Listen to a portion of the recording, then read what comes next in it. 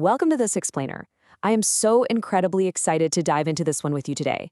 We're going to uncover the surprising, totally scientifically backed truth behind morning routines and, well, stubborn belly fat. If you've ever felt like you're doing absolutely everything right, but you just can't seem to lose that weight around your middle, yeah, you're going to want to pay close attention to this. Okay, let's dive right in. I want you to picture a 61-year-old woman living in Kyoto. Every single morning, she drinks warm water, waits a couple of hours before her coffee, takes a slow, easy walk, and completely ignores her phone. Her waistline hasn't changed a bit in a decade.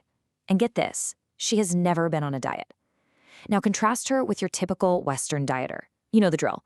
Waking up frantic, skipping breakfast, crushing some punishing morning workout, and obsessively tracking every single calorie. Yet they're endlessly struggling with belly fat. So what's going on here? What is this Kyoto woman doing so effortlessly that the hardcore dieter is totally missing? Well, the answer is actually a massive twist on everything we've been taught. We've been told forever, right, that belly fat is just a math problem. Just eat less, move more. Simple. But wrong. The research actually shows that stubborn belly fat is a hormone problem. It's not about the calories you're desperately trying to burn at 6 a.m.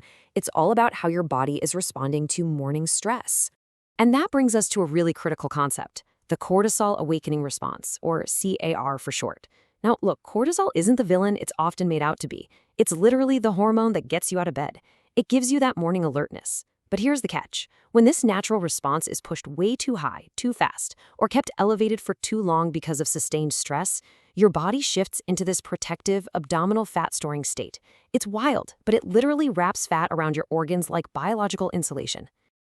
To put that into perspective, within the first 30 minutes of waking up, your cortisol levels naturally spike by roughly 50%. I mean, that is a massive physiological event happening in your body every single morning. And how you manage the specific 30-minute window, that dictates whether your body burns energy all day or hoards it as belly fat. So let's walk through the 5 habits that actually manage this spike, starting right at minute 0. All right, habit number 1, hydrate before you stimulate. Think about it. After 7 or 8 hours of sleep, your body wakes up in this quiet, pretty fragile state of dehydration.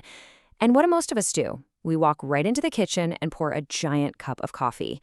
But listen to what Stanford neuroscientist Dr. Andrew Huberman says about this. He notes that hitting an already dehydrated, cortisol-rising body with early morning caffeine is, well, it's close to pouring fuel on a fire that's already lit. Instead, the Japanese approach is brilliantly simple. Just a glass of warm water to gently wake up the digestive system. Add a pinch of sea salt. That gives you magnesium, which actively helps regulate that cortisol, and then a squeeze of lemon. The vitamin C in lemon has actually been shown in studies to meaningfully blunt those cortisol spikes. It takes, 2 minutes? But you are sending a profound message to your nervous system saying, hey, we are safe. Moving chronologically through our morning rhythm, we hit habit number 2, seek morning light. This really needs to happen within the first 30 to 60 minutes of waking up.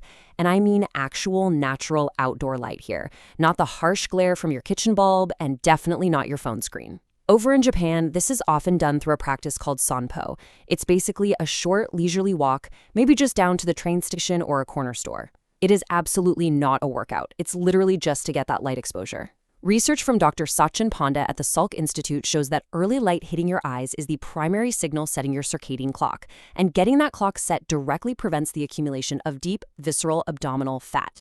Let's see how this builds, because this early light kicks off an incredible biological chain reaction. First, morning light triggers your daytime serotonin production. Then, that serotonin acts as the raw material for nighttime melatonin. More melatonin means deeper, better sleep. And the kicker? That deep sleep results in a much calmer cortisol curve the very next morning. It's like a giant puzzle where your morning habit today is literally melting belly fat tomorrow. Next up is habit number 3, the coffee pause, a full 90-minute delay. Okay, I know, this is probably the most uncomfortable habit on the list for a lot of us, delaying that precious coffee for a full 90 minutes after waking. But it ties in so beautifully to the Japanese concept of ma, which means the deliberate pause or the intentional gap. See, when you wake up, your brain is totally saturated with a chemical called adenosine. That's the stuff making you feel so groggy. If you apply this concept of MA, you're giving your body the deliberate time it needs to clear out that adenosine completely on its own terms. The mechanics of this pause are actually absolutely crucial. If you wait those 90 minutes, your body clears that groggy chemical naturally. Boom, gone. But if you drink caffeine immediately, you're just blocking the adenosine receptors. The adenosine itself doesn't magically disappear. It just waits in a backlog. So when that caffeine inevitably wears off around 2 p.m., all that backlogged adenosine hits you at once. That massive afternoon crash, your body reads that as a high-stress event, which aggressively spikes your cortisol right back up and triggers those intense afternoon sugar cravings. And that brings us to habit number 4, low-intensity movement. Now, this habit directly challenges the fitness industry's long-standing obsession with the crushing, sweat-drenched morning workout. When you do an intense workout right out of bed, you are layering extreme physical stress directly on top of your body's natural morning cortisol peak. And sure, yes, you get some endorphins, but your cortisol stays elevated for hours afterward. Your hormones basically silently pay the price for the rest of the day. Contrast that with a 20 to 30-minute easy walk, which actually turns down the body's internal threat alarm. The reason a gentle walk is so effective is because of this fascinating phenomenon called optic flow. Think of your brain's amygdala like a ringing smoke alarm, constantly scanning the room for threats. When you're walking outside and experiencing optic flow, which is just the visual sensation of trees and buildings smoothly sliding past you in your peripheral vision, it has a measurable, physical calming effect on that amygdala. It literally reaches up and turns the smoke alarm down, dropping your cortisol levels and keeping you safely out of that fat-storing state. Finally, we reach habit number 5, protect your morning stillness. Some researchers suggest this might actually be the most important habit of the whole bunch. And interestingly, it's about what you absolutely must not do for the first 30 minutes of your day. The Japanese call this seijaku, which means stillness, silence, or tranquility. The rule here is incredibly simple. Do not touch your phone. The literal instant you check your phone, your brain gets flooded with notifications, emails, and stressful headlines. Each one triggers a spike of dopamine paired with a spike of cortisol, violently forcing your nervous system from a restful state into a highly reactive, stressed-out mode. Think of it using this analogy, because this really hit the nail on the head for me. Checking your phone right when you wake up is basically like opening 50 browser tabs before your computer's operating system has even finished loading. According to Stanford psychiatrist Dr. Anna Lembke, this early stimulation artificially raises your baseline stress level for the entire day. You end up actually needing more stress just to feel normal. And more stress means more cortisol, which ultimately means more fat stored right around your middle.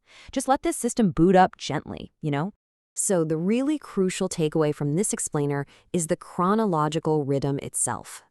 The individual habits are great, sure, but the order is the magic that shifts your body out of the fat-storing state. Let's recap. Minute 0, warm water. Minute 5, get outside for some light and a gentle walk. Minute 30, okay, your phone is finally allowed. And minute 90, you can finally enjoy that well-deserved cup of coffee. It really is a morning rhythm, not some rigid, punishing routine. Which leaves us with one final question for you to ponder. Will you leave a glass of water out tonight? Honestly, that is the only preparation you need to start completely rewiring your hormones. Tomorrow morning, try adopting this healing rhythm.